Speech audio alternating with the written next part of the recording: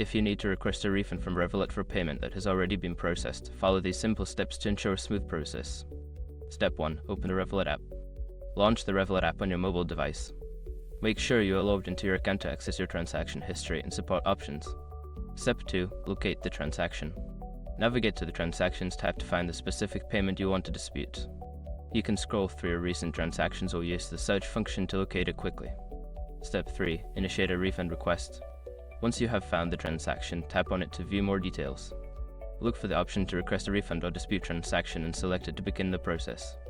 Step 4. Provide necessary information.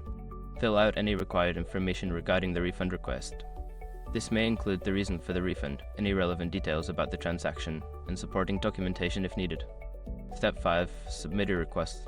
After completing the form, review your information for accuracy and submit the request. You should receive a confirmation notification, and the Revolut support team will follow up with you regarding the status of your refund. By following these steps, you can effectively request a refund from Revolut.